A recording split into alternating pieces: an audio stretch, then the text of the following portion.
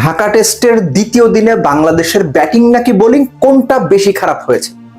এই প্রশ্নে আপনি চমকে উঠে বলতে পারেন, ভাই বাংলাদেশ তো 400 করেছে, আপনি কিভাবে খারাপ বলেন?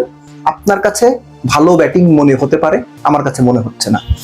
প্রথম দিনে বাংলাদেশ যে পজিটিভ ফ্রেম অফ মাইন্ড নিয়ে ব্যাট করেছে, দ্বিতীয় দিনে সেটা অনুপস্থিত ছিল।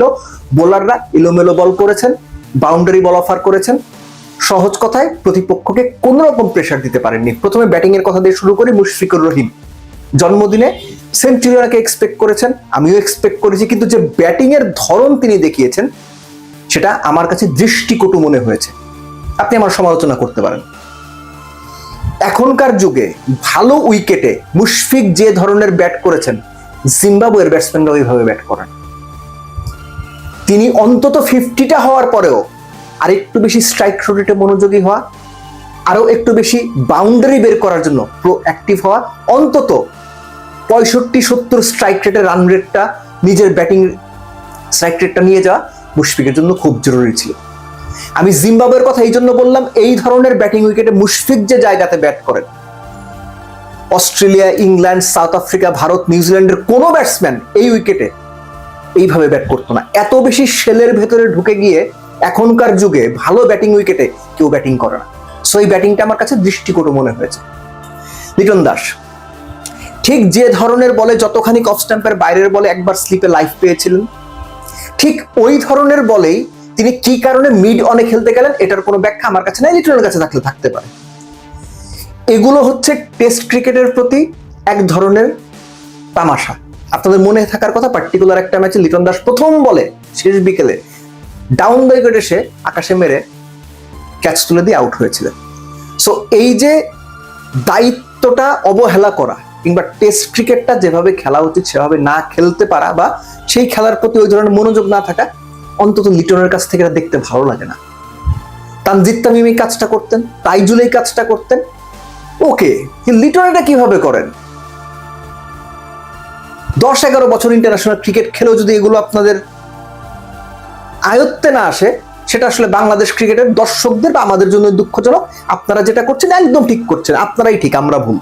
মেহেদী হাসান মিরাজ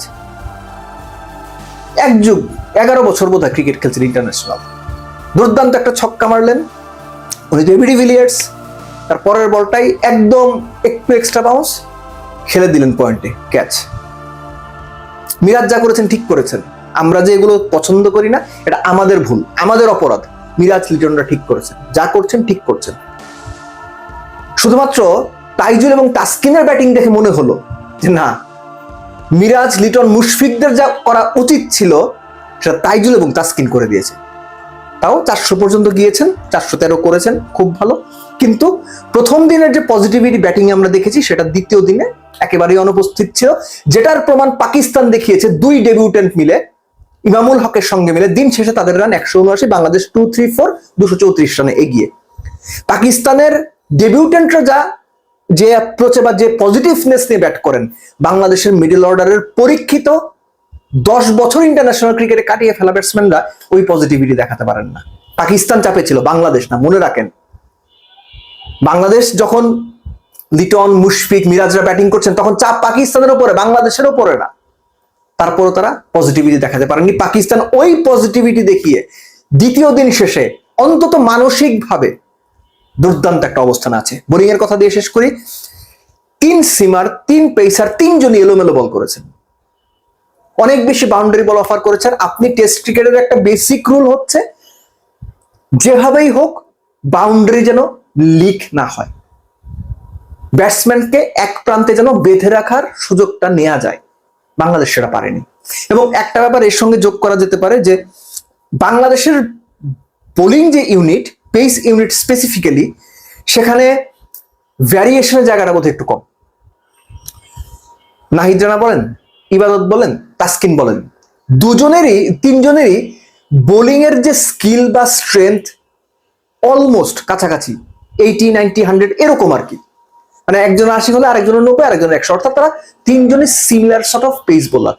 সো এখানে একটা ভ্যারিয়েশন রাখা যেত কিনা, এটা নিয়ে বোধহয় আলোচনা করার অবকাশ আছে। এবং আমি পার্সোনালি ফিল করি একটা এক্সট্রা অপশন হিসাবে একটু ডিফারেন্ট সর্ট অফ কোনো বোলারকে যদি নেওয়া হতো ভালো হতো। 3জনে মিলে যেটা করেছেন সেটা দেখতে ভালো লাগেনি। যে প্রত্যাশা আমরা তাদের কাছ থেকে করি, যে ধরনের পারফরমেন্স বিগত সময়গুলোতে তারা ইন্ডিভিজুয়ালি দেখিয়েছেন, তার ছিটে ফোটাও এই ম্যাচের প্রথম ইনিংসে অন্তত আমরা দেখতে পারিনি। ইয়েস, বাংলাদেশের কামব্যাক করার সুযোগ আছে। যদি তৃতীয় দিন প্রথম সেশনের প্রথম 2 ঘন্টার মধ্যে বা প্রথম 1 ঘন্টার মধ্যে বাংলাদেশ গোটা 3 উইকেট তুলে নিতে পারে, প্রথম সেশনে যদি 2 উইকেট তুলে নিতে পারে, বাংলাদেশ ফ্রন্ট ফুটে চলে যাবে। উল্টো হলে যে নেগেটিভ মাইন্ডসেট আপ নিয়ে মুশফিক ব্যাট করেছেন, যে দায়িত্বহীনতার পরিচয় মিরাজ এবং লিটনরা দিয়েছেন, যদি উল্টো হয়, পাকিস্তান যদি নির্বিঘ্নে প্রথম ঘন্টা প্রথম সেশন কাটিয়ে দিতে পারে, প্রথম সেশন শেষে যদি বাংলাদেশ পাকিস্তানের বোর্ডে 250 মতো রান হয়ে যায় ওই 1 বা 2 উইকেটে, বাংলাদেশ উল্টো চাপে পড়তে যাচ্ছে। আর সেজন্য বোলারদের পাশাপাশি ব্যাটসম্যানদের নেতিবাচক ব্যাটিং মানসিকতার এবং একই সঙ্গে নিজের উইকেটটাকে ভ্যালু না করার দায়টা অবশ্যই তাদের নিতে হবে।